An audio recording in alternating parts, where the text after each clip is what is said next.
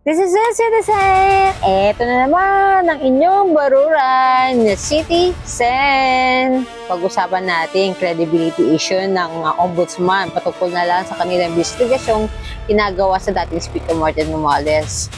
Nagkaroon kasi ng credibility issue sa investigasyon laban kay dating Speaker Martin Romualdez sa ombudsman. Hindi lang ito tungkol sa witness kundi na rin patungkol na rin kay Ombudsman Remulla. Initially, may quit and started kasi ni Ombudsman Remulla sa witness. Kini-question niya yung credibility ni Gutesa. Sabi niya, walang value ang affidavit nito kung hindi mapapatunay personal niya kaalaman na laman ng statement. Ganito rin kasi yung nag-i-approach niya doon sa 18 Maleta Boys.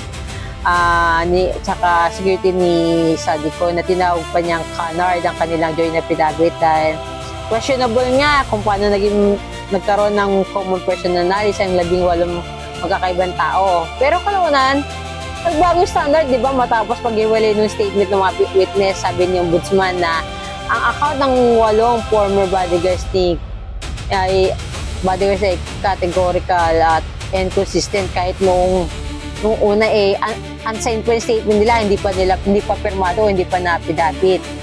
Ang issue kasi pagpapalit ng formal na statement kung hindi automatic na napatunayan na ito'y totoo, kahit gawing magkakirya-affidavit ng statement, kailangan pa nito yung suporta at personal knowledge at independent collaboration and objective evidence ng mismo mga sinasabing witness daw.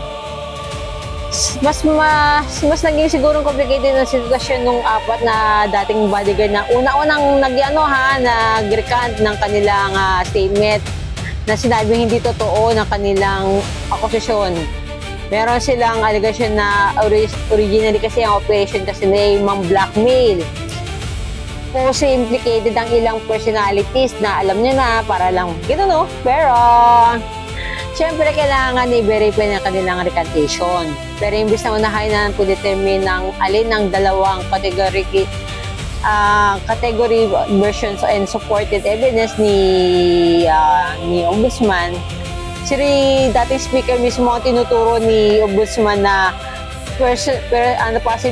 posibleng nasa likod ng recantation nung 4 plus si Gutesa. O, diba? Tinuturo talaga ni Ombudsman. Dahil siya wrong, dahil kasi si speaker daw ang dati makikinabang sa pag-recantation nung mga yon. Dito kasi lumalabas yung treatment sa testimony nung mga nag-recant. Kapag ang testimony laban kay Romualdez yung turing na potential credible kapag categorical and consistent, sabi niya.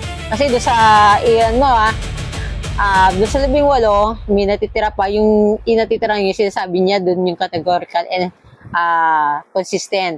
Kapag may recantation na pabor kay dating speaker, sasabihin niya na posibleng orchestrated o yung nasa likod si speaker para mag-recant yung mga taong yun.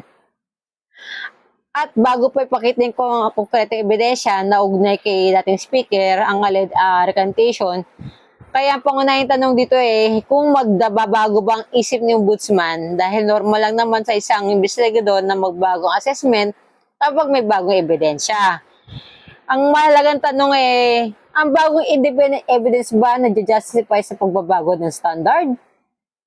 Kung may independent evidence talaga ang Ombudsman like yung CCTV, financial statement, financial record, evidence ng vehicle logs, logbooks, messages, resibo, photographs, videos nandun si Remulla, si dating speaker at mga signatures, di ba?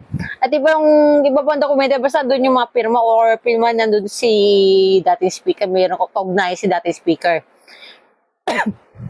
Yun ang dapat maging pundasyon ng kaso. Hindi lang yung shifting ng testimony ng witness na may credibility issue. Alam naman natin yun, di ba? Especially yung mga 18. Dahil alam na, buko na, inamin na mismo na sila'y bayaran. O, di ba? Ang huli, ang credibility ng investigasyon ang nakasalalay sa consistent ng ebidensya.